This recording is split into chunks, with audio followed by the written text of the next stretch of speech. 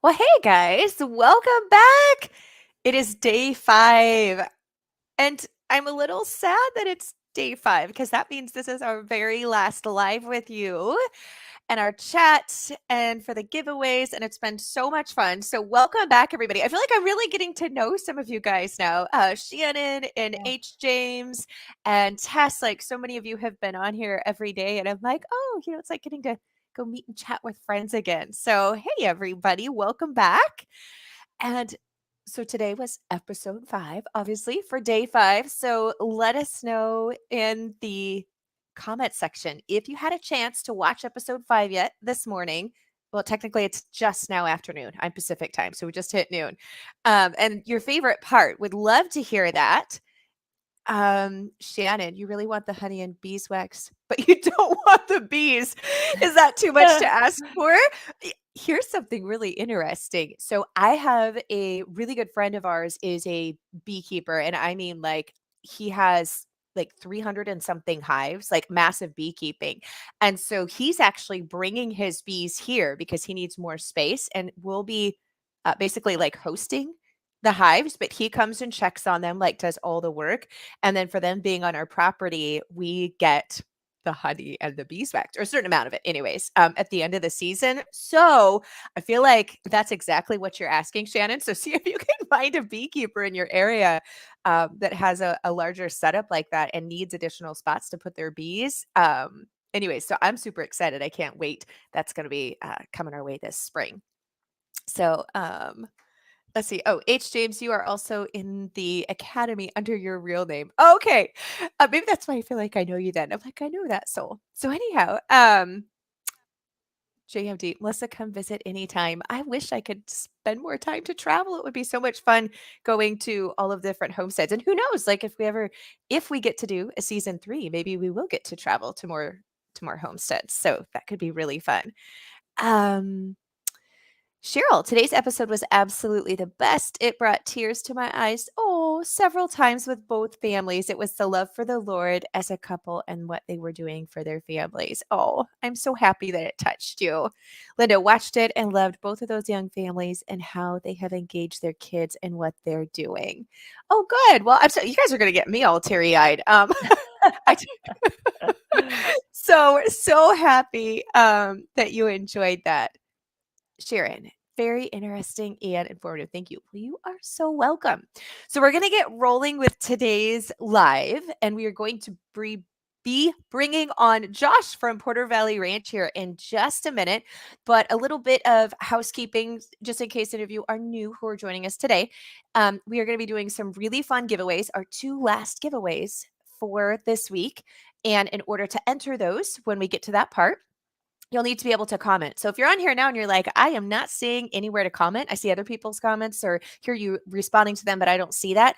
You need to be logged into your Google account.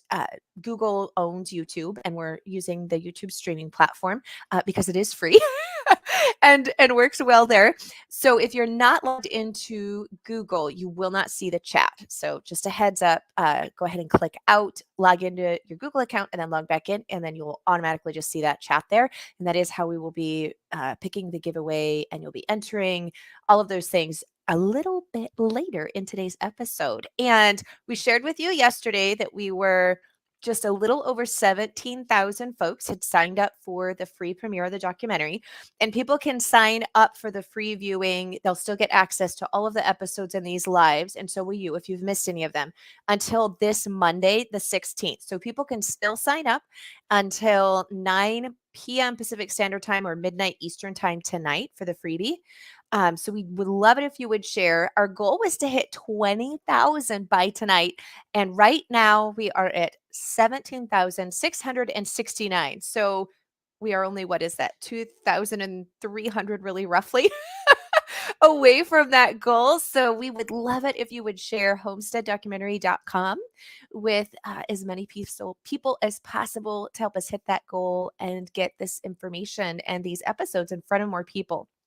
So, thank you so much for everybody who has done so already. Really appreciate that. And we are just shocked at how many of you have also purchased the bundle to support the documentary and hopefully help us move forward with a third season. So thank you so much for everybody who has done that and purchased the bundle pass. We really appreciate that. Now, without further ado, I'm going to go ahead and bring Josh on and we'll get rolling. So Josh, hello and welcome to the live chat. Thank you guys for having me. Yeah. Well, we have been asking all of our featured homesteaders, we're kind of opening up the show in the chat discussion with this question, and that is, what is something in this year, 2023, that you're excited about for you and your homestead? So the easiest answer is lambs. We have really expanded our flock of sheep this year, and we're expecting somewhere around 50 lambs to be born in the next couple of months. So that's going to be exciting. But one of our big goals this year is really to expand our social media presence, especially on our YouTube platform. Rachel and I have always been teachers. Our career is being coaches and teachers. We own a dance studio and a gymnastics gym, and we love teaching people. We both teach Bible studies and things like that for kids as well. So we are excited about taking our years of experience in the homesteading world and sharing those with other people and hopefully inspiring them the way that people have inspired us to do that. Yeah, awesome. That is a good goal. We all need to be inspired more. And so when your episode where people watch today in episode 5, that's actually been about 2 years for most people from when that was filmed to now. So kind of catch us up to date. How have things evolved or changed or grown or maybe pulled back in some areas since the initial filming? Yeah, so the main thing is our kids have grown. Our boys are now 14 and 10 and 8, and they are able to help, which is huge for us. One of the main reasons that we started our homestead was to teach them responsibility, to teach them finances, to teach all of those things. And it's been really neat. In just 2 short years, they are able to really help out and really start understanding the responsibility, and they're able to help with all the chores and those things. So that is, I would say, the biggest thing that has changed for us. Our farm continues to grow with our boys because as they can take on more and take more off of our plate, then we're able to do more here on our farm. Awesome. Okay, so guys, I see a lot of you are starting to ask questions, so just heads up, save those questions till we get to the Q&A part at the end, because usually we have so many comments that it's hard for us to scroll back up and find them all. So we are super excited, and we will get to those questions because I want to know the answers to some of them as well. So just hold those for right now. We are going to show you our giveaway bundle, and then we will tell you how to enter the giveaway, and then we will get rolling along with more questions. Oh, okay. So you guys should be able to tell me what's in the bundles by now, but I can tell you that they are big and heavy, stuffed full of great stuff. And I am looking forward to sending them all out so that I can reclaim the shelves in my pantry. Okay, so first up is the Farm Made Cookbook by Farm Made USA. They put together a cookery book that contains, does it say on the front, 75 homemade recipes with jams and all home cooked from scratch food, designed by homesteaders who grow using the produce that they harvest themselves. So it's really cool because you can sort of grow the produce and then see how to use it. And that's the Farm Made Cookbook. The next thing is that we have loads of seeds. The bags have got multiple seeds, more than 8 packs per bag. Halden Garden, who have been season 2 sponsors, do these lovely little vintage envelopes of seeds. And these ones are, I've got them upside down, flowers, foliage, sweet peas, but they've also put in sets. And this one is a culinary seed set. Got herbs in it, so herbs that you can use for cooking, and different bags have different types of seed sets in. You should check out haldengarden.com because they have these different sort of like pre-made seed sets, which is really cool. Timber Creek Farm also sent her zinnia seeds, and Janet grows beautiful zinnias, and she sent a little sample of her farm-made fiber, which she hand dyes. Janet is featured, I think, in episode 7. So if you have purchased season 2, you'll be able to watch her sort of end-to-end process with her fiber sheep, which is just fascinating. Next, we have little ceramic plant pots by Heather. She's a potter and a sourdough baker and a gardener and many other things like most homesteaders. And Heather was in episode 2, season 2, I think. I'm testing my memory now. We've got the beeswax wraps from Nikki at 5 Dog Farm. She's put a couple of her beautiful fabrics in, which are coated in beeswax, which waterproofs the fabric so that you can use them for food safe purposes in the fridge, keeping food fresh as a plastic alternative. Nikki is featured in episode 6, I think. I might have got that wrong, but I know it hasn't been in the first 5 episodes. So she's got some like wonderful things going on her homestead. Just trying to excite you about the other episodes. There is no way that you have seen all there is to see, even if you've seen the first 5 episodes. Wonderful soaps by Mel from Walkenfuss Family Farm, who is featured in season 1. She uses lard that she harvests from her pigs to make the soap super soft and has a great lather. And then Blackberry Hill Farm, who's featured in season 2. So both soap making homesteads.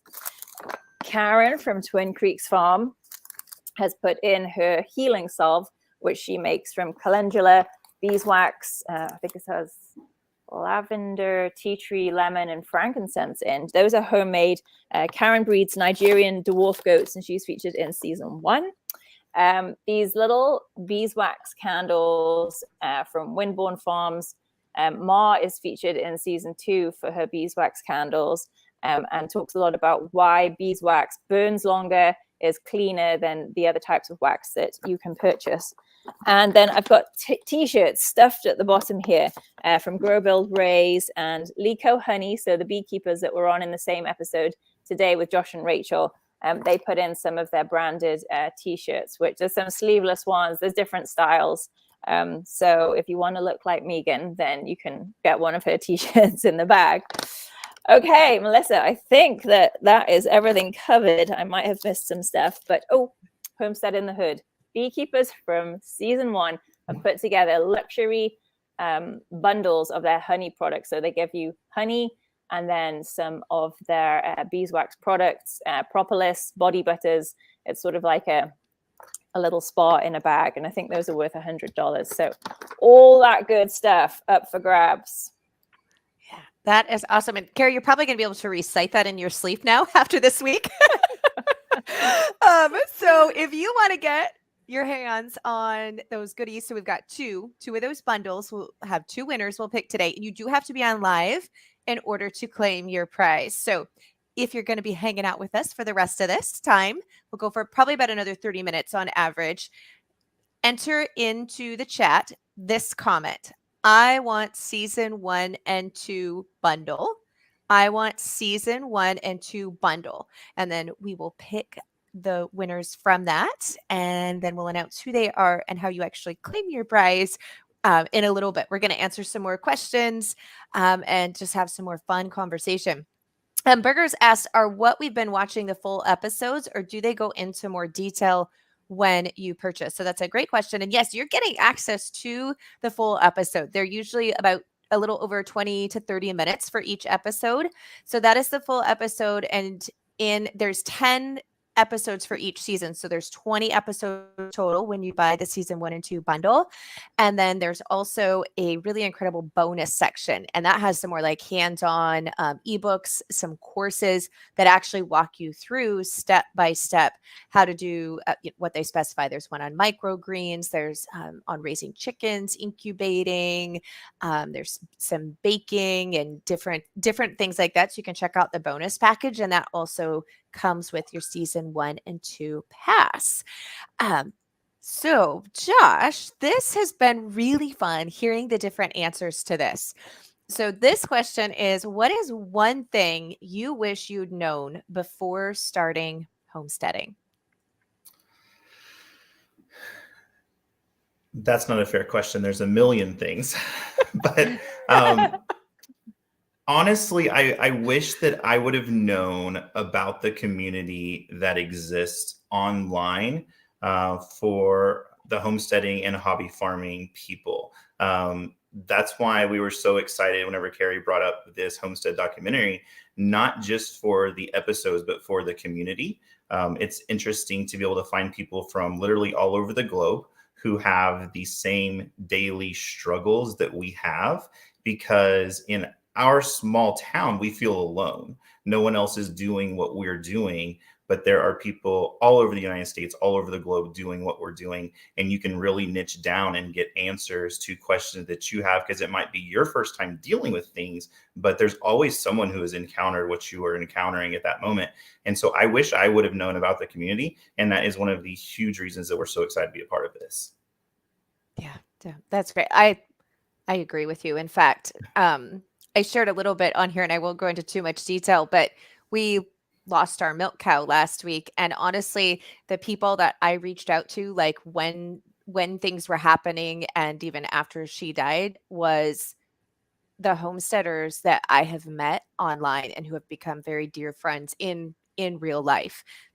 So yes, this community is really amazing. Sorry. It's true. And I think for many of us who, I speak for myself, sort of isolated sort of physically, I mean, there are people around, but not everybody sharing the same purpose or motivation for growing food and raising animals.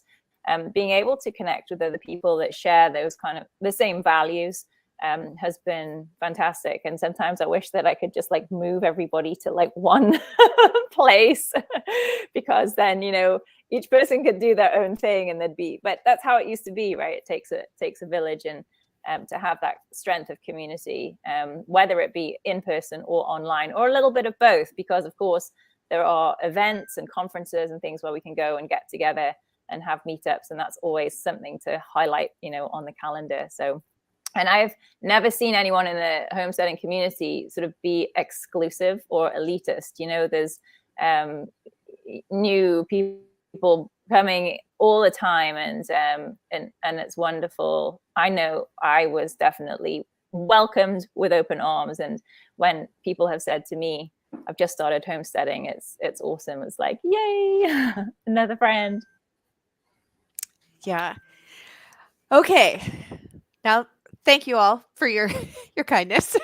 Thanks, Carrie. So we're going to announce our first winner of the giveaway, and then we're going to jump into the Q&A because you guys have been asking some really great questions for Josh.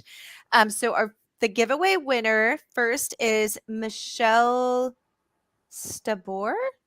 Stabor, Michelle. So Michelle, to claim your giveaway prize, email info@homesteaddocumentary.com, and in the subject line put claiming day 5 giveaway, and then your shipping address in the context of the email. So info@homesteaddocumentary.com, Michelle Stabor, claiming day 5 prize. I think I actually changed some words there, but just put claiming day 5 and we'll know what you're there for. And so, Michelle, email us within the next 5 minutes. Otherwise, we are going to have to give it away to someone else who is on here live. So we still have one more. We'll be announcing one more giveaway there. So congrats to Michelle. Get your email into us, and we'll be keeping an eye on that. And then we've got some really great questions for Josh. So, Josh, the first one that we have here is from Shannon. And Shannon asked, how did you find a vet that knows the exotic breeds, or does general goat sheep knowledge cover the needs for them? That's a very good question. I just saw that my dad is on the chat. So, hi, Dad, first of all. So, he is actually friends with some really good veterinarians from the Oklahoma State University Veterinarian School. And we are able to reach out to them from time to time and get some answers. But the truth is, they are ruminant animals, both sheep and goats. So most things apply, even if your veterinarian is not completely familiar with exotics. There are just general practices to do with ruminant animals that always apply to those animals. Now, what we have found is the more exotic the hoofstock are, they are just a little bit more fragile. They are a little bit more resistant to, like your worming medications, antibiotics, and things like that. So they're more fragile than a domesticated animal. And again, that's one of those places where we need to lean into the community. We have people that we have bought animals from in the past who have been doing this for years and years. And a lot of times you can just ask them the advice. Facebook is fantastic. There are groups for each specific breed on Facebook that we go to, and we will ask questions, because so much of it with the exotics is a trial and error system, because they just don't react the way that domestic animals do in the United States. That is awesome advice. Thank you. Sorry, my child is texting me, Mom, I'm sick. Can you come get me? And I'm telling her, you need to call your dad right now. Josh, just to ask a bit more about veterinary care for exotic breeds. When you say they're more fragile, I'm wondering, is it because, they're genetically different, like I guess the heritage breeds? And I wonder if it's actually because they're more resilient. Do you find that they get less sick anyway, or maybe there isn't the need for wormers as much, being naturally resistant? Or like, is that why medicine sort of affects them more, because they essentially wouldn't have it if they were living naturally? The answer would be yes, in their natural habitat. For instance, with Right. the Nubian ibex, they are made to be in an arid climate with a lot of room to run. They are highly susceptible to parasites, because in their native habitat, they would never touch ground that they have touched before, theoretically. They're constantly having room to run. They're on rocks where all of those parasites would go down to the ground, and they're mostly going to stay up on the high ground. So whenever you bring them onto a farm and they're put into a domesticated area where they're on ground that is being touched every day with those parasites and with the droppings and things like that, they're just not used to that. They're not made for that. One thing that we've done to combat that is to try to hybridize them. We try to breed them with domestic goats or sheep that are close, and then get them up into the 90-95% range, so that they have some of that genetic resilience to the parasite loads. But then they start bringing back in the traits that are natural to them. Yeah, it's definitely a specialized area of knowledge. And I imagine that since you breed them and keep them, you probably end up sort of knowing more than some vets who haven't had that hands-on experience with them. So that, I guess you yourself could become a resource for other people who are wanting to raise them. Sure. Yeah. I was talking about my dad earlier. So he has some veterinary students who have actually come to his property to study his ruminant animals, his goats and his sheep, because whenever they are sending animals to third world countries for mission projects, for instance, what those animals are encountering is completely different than what we encounter here in the United States. So these ibex are actually closer to what the animals in those, third world country areas are seeing. So they're treating them differently than they would treat, a boar goat on an American farm that receives proper nutrition and medication. Wow. Yeah, that is awesome. It's really funny because I love heritage. Like, there's something about protecting those heritage breeds, but there's also, to a degree, a reason that certain breeds have been hybridized or mixed with other ones. So it's kind of like just going into it eyes wide open, I think, when you're selecting a breed, and really understanding some of those nuances. So thanks for diving into that. Okay, we're going to answer more of your questions, but thankfully, Michelle claimed her prize. So Michelle, that is all yours. Carrie will be getting that out to you. We got your information there. And then our second giveaway winner and our last one for this round is Tess Flowers. So Tess, if you're on here, same instructions as we gave Michelle, email info@homesteaddocumentary.com. Claiming day 5 prize and your shipping address. So Tess, you got 5 minutes, my friend. Countdown is on there. And then, yeah, we've got a lot more questions for you, Josh. So this one is a question from Farm Fresh.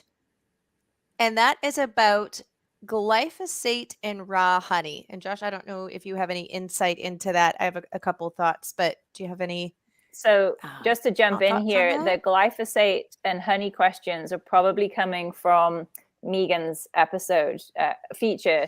I think, was it before or after Josh and Rachel? So I think that so just to explain to everybody in the chat, so Josh and Rachel are on the rare breed exotic animals, and the two themes that tied the features together in today's episode were that both families are sort of carrying the legacy forward from sort of generational, whether it was inspiration or generational teaching, and then in turn teaching their kids to sort of carry the baton forward. So we would need, unless you have got experience, Melissa, of glyphosate and honey, I don't, but Megan would be the one to ask about that.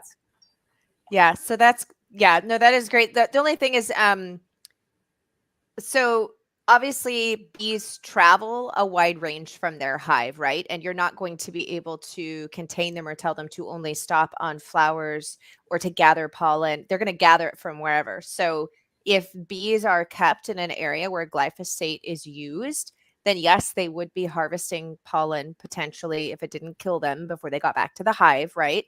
So there is a potential that honey, depending on where the bees are at, and if they're in areas that glyphosate is sprayed, it could work its way into raw honey. And there's just going to be mainly a lot of factors, obviously, where the bees are at, how far their flight range is, at the time of year, how many blossoms are there close to where their hive is, the less blossoms there are. So usually earlier spring versus sometimes late summer, fall, just depending on, climate and how far they have to go. So I don't think there's a straight answer that you can say, no, raw honey never has glyphosate in it, nor can you say the opposite either. There's going to be a lot of contributing factors there. So sorry, I don't have a more in-depth answer for you.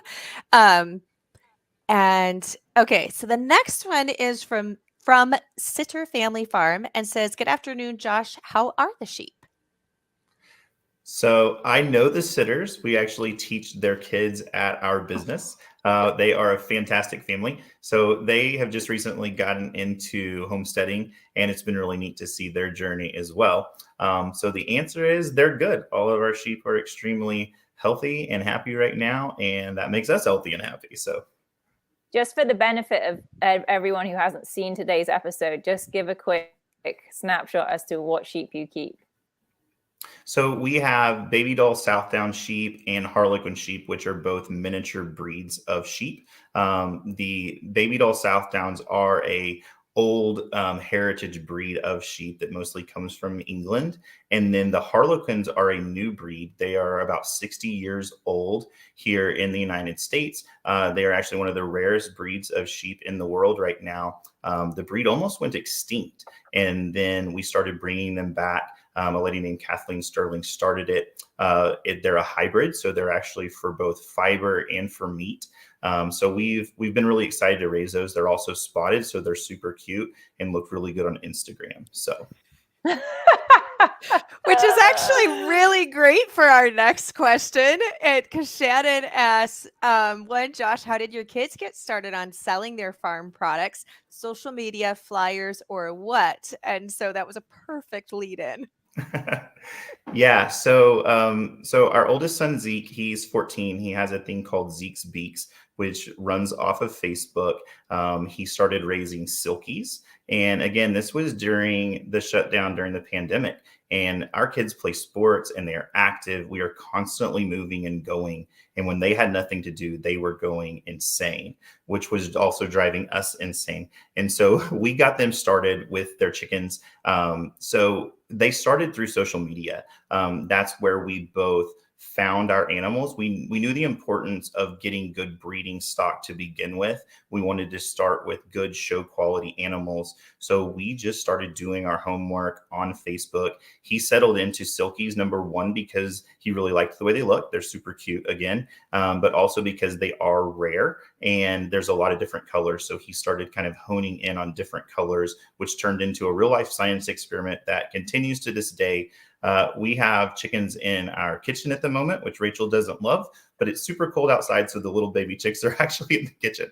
So that is, I love that. And I'm with you on the social media aspect with the cute. I mean, as homesteaders, we tend to think any of the animals that we own usually are cute regardless of breed, but it is one of the main factors that we just started our herd of Scottish Highlanders as well. And it works. I have people who are telling us they booked our farm stay because they wanted to go to Scotland and couldn't afford it. But if we have Scottish Highlanders on site, that's close enough for them. So yeah, that is a good strategy. So good on Zeke for going that route.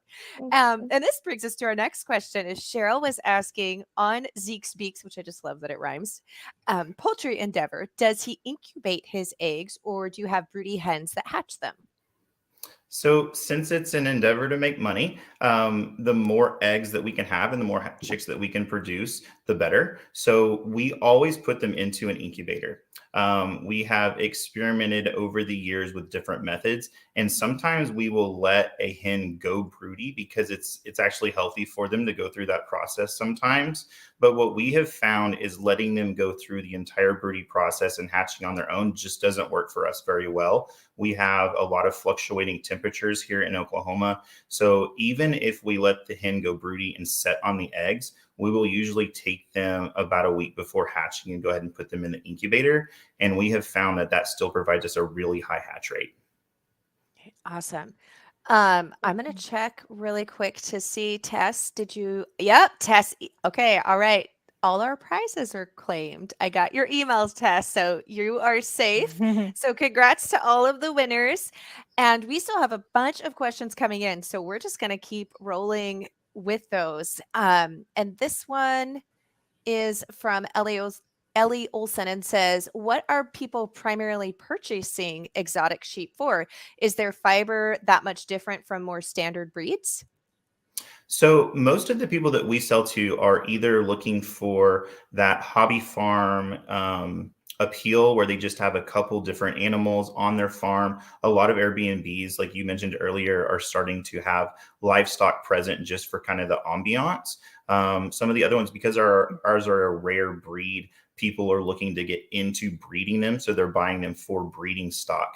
Now, with any sheep, there is an element of the fiber of the wool that can be used for different things. Both Harlequins and baby dolls, which are the ones that we raise, are high quality for weaving and for fiber options. So some people just want to buy a sheep, that way they can harvest their own wool to make things and provide those. But I would say the majority of the people that we see buying our animals are currently buying them with the intentions of breeding on their own farm. And I think the reason is because they're more valuable than your average meat or fiber sheep. And so people are starting to understand that if you can start with a quality animal, then it makes the most out of your time and out of your energy going forward by being able to sell those, by being able to sell the lambs off of those sheep as well. Okay, awesome. And this next one is a little bit similar. And this is from Michelle and says, what do you mean that the sheep are for fiber and meat? How are they raised for fiber? So a lot of the sheep that you consider a meat sheep are going to be what's called a hair sheep. So they don't actually have wool. They look a lot like a goat. Most people would probably confuse them with a goat. And a lot of those meat sheep are hair sheep, where the sheep that get big and puffy have the fiber or the wool that you can use in making products. Okay, awesome. And then this question is from Casey. Casey is asking, how many total episodes are in season 2? Are the 5 free episodes the complete season 2? And Casey, no. So there's 10 episodes in each season. So there's 5 more episodes in season 2. And if you grab the bundle, then you'll also get all 10 episodes from season 1. So 10 episodes per season. So you've just watched the first half of it. Okay. This is a great question from Tess and says, Josh, what are some strategies you use to deal with predator pressure, particularly regarding the small sheep? Good question. So anytime you have animals, predators are going to be a problem, whether it's chickens up to cattle. The number one thing that I would say is a livestock guardian dog. We have Akbash, there's Great Pyrenees, Anatolians, a lot of different dogs that you can use. But our dog is a deterrent. So just being out there, they do bark all night. So it depends on where you live, if that's a positive thing. We don't have any neighbors around us. So our dog works all night long barking, which keeps the predators away from our areas. But the other thing that I would say is your fencing. So we are currently building some new fences down in the valley of our property. And we are not only putting wire standing up, but we're actually going down, we're disking and putting wire down on the ground and then tying it in. So it forms like a T at the bottom of that fence. So it's predator proof. They can't go over it and they can't go under it.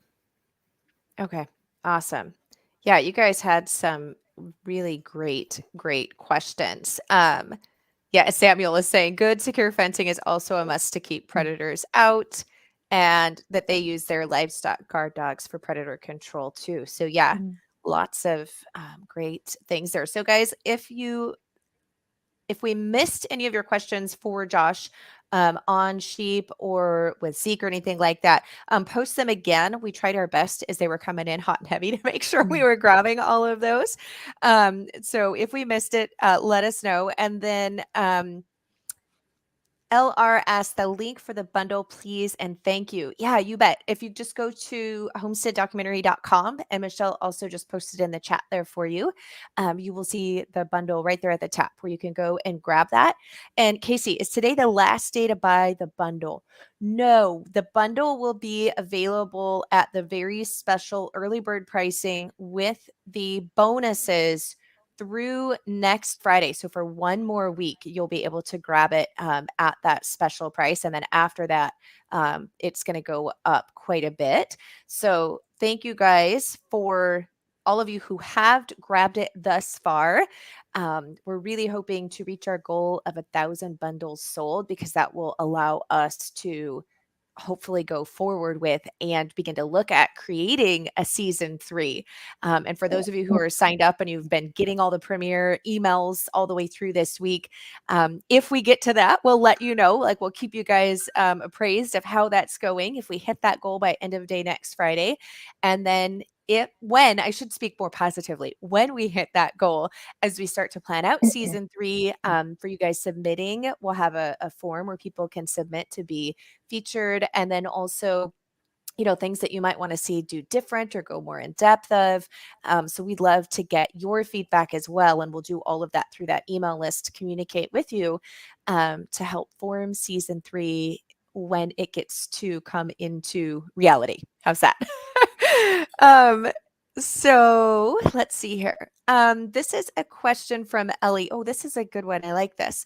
Ellie says, going back to leaving a legacy, do you homeschool your children, and how much time do your children spend on the farm as school versus book learning? That's a really good question. So we actually do not homeschool our children. We did for a couple months during the pandemic, but we do not. We are in a small town with a school system that we love and trust. We send them to school with teachers who share our values and our faith and are not afraid to talk about those things with our kids. So we are extremely comfortable sending them to our local public schools. But what we do with our kids is we try to do as many things with them as we can. So if they are involved in sports, I usually coach those sports. If they're involved in activities, we're always right by their side, either helping them or cheering them on or encouraging them. And that's just the way that our family is able to stay together, kind of through just at a constant level. But as far as on the farm, they are learning all of the things that I want them to learn that maybe they don't learn in school. They learn a lot of emotional and just mental health issues in dealing with loss. I think that dealing with loss is a huge part of a homestead and a farm.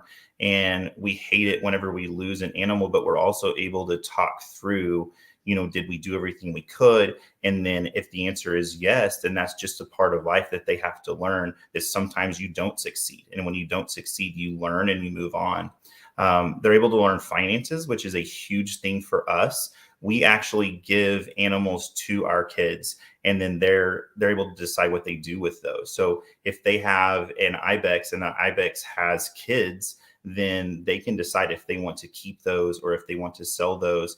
And they understand that there's pros and cons both ways. If they keep them and grow them, then they could have more babies. But if they sell them, they could get that instant gratification of making money now. So the business principles that we teach our kids on the farm are something that I don't think they would learn in school, but hopefully by the time they get to where they're starting their career, they have a jump start on other kids because they understand those things. Yeah, no, 100% agree. Having been raised on a homestead, um, man, yeah, there's some incredible lessons that you don't get otherwise. And I'm actually really glad that people have been talking about the homeschool versus public school and what all different homesteaders are doing. My children are also in a very small public school where my husband and I both went through and graduated from. And I'm not sure if it's good or bad, but it's really funny because some of the same teachers are still there. And so they had both my husband and I, and then they have our kids. And so, but the reason I'm really glad this comes up is because that's what the whole point of the Homestead documentary really was, is to show there's all different ways to homestead. And some children will be homeschooled, some will be in public school and also getting homeschool education at home, just like, and that's how my kids are too. They're learning a lot of lessons on the homestead. But I just think it's really important to see that it's figuring out what works for you and your family, but also seeing all of the different ways that it works for other families so that you can pick what right now in this moment in time works best for you and your family. So thanks so much for coming on and sharing that with us today, Josh. Okay, we've got some more questions coming in. Josh, are you good to go for a few more minutes, or do you have a Yes, hard no, stop? absolutely. Good? Okay, I'm good. awesome. Okay. First, this next one I see is from Casey, and it says, do you open your farm to families who are interested in learning about homesteading from you? Do you offer internships for individuals? That's a good question. So we are always an open book. Our business is in a small town, like I said, and we constantly have kids coming through our program that then turn into our teachers, that turn into our instructors. And we've kind of started developing the same thing here on our farm. We sell animals to a lot of people who are local, and then they in turn come back to us and ask questions. We help them out as much as we can. So we haven't had interns here on our farm. One of the reasons for that is because we have 3 boys. We have nieces and nephews that are also in the area. And if we need help, we can call them and they come over and they help with things. It's an expanded family endeavor, I guess you could say. And then the main way that we educate people is really through our social media with our YouTube channel. We try to share that information, and we also try to be really quick to respond back. We'll have videos that we posted 3 years ago, and someone will come and ask a question about that video, and that starts a dialogue that sometimes we take off of that platform, whether it's a phone conversation or a text conversation or emails. And we truly want to help them because we've had people that have helped us and we understand how that relationship works. So it could be, I guess, considered a digital internship that some people come onto our farm digitally and learn from us and vice versa. Okay, awesome. Cool. I love that. Yeah. Okay, guys. Well, this has been so amazing and fun. Again, thank you, Josh, for coming on today and sharing your time today, as well as the content for your episode, and helping people create legacies. So we really appreciate that. Absolutely. And I feel sad to say goodbye. This has been really fun. We're so pleased that so many of you are enjoying it and really enjoying the episodes and all of that. And thank you to all of you who have grabbed that bundle pass. And we really look forward to carrying these conversations forward. As I said, we'll be sending out more emails to all of you who've been signed up for the premiere as we go along, keeping you updated of developments and hopefully being able to share, additional resources for you. I know a lot of you have been asking about some of the companies who have been sponsoring so many of the wonderful items in the giveaway. So if you bought the season 1 and 2 pass, you'll have full links and information on all of the homesteaders that have been featured. So they'll be right underneath the episodes. You'll be able to just grab those links and go to their shops for those that do sell those items, and be able to purchase from them that way. We'll be getting together some emails to send out to the rest of you. It'll probably be a couple of weeks before Carrie and I can get to that, because we're going to be taking all of the live Q&A sessions that we've been doing and getting those uploaded to the library for those of you who have purchased season 1 and 2. So we'll have a little bit of work cut out for us next week getting that done and in there for you. And then we'll be sending out some additional emails on being able to support all of our wonderful featured homesteaders, as well as giving you info on different homestead local meetups in different areas of the country as we learn and hear about those and can vet them, that type of thing. So we will be in further communication, and we just thank so much of you guys for all of your support and hanging out with us. Carrie, did I leave anything hanging? No, I don't think so. And yeah, just to say again, thanks for everyone who's been here, and do continue to share, as Melissa said, next week as the bundle goes on at a really super discounted price. The more bundles we sell, then the more that our piggy bank will allow us to go forward with season 3. And that means we will be able to tell more stories of people. Some of you guys might be able to be featured, or people in your neighborhood. So that is our goal, and we need the community behind us to do it. And we know you all are, so thank you. Yeah, thanks so much, guys. And again, thanks, Josh. It was so fun having you on, and we'll talk soon. Bye, guys.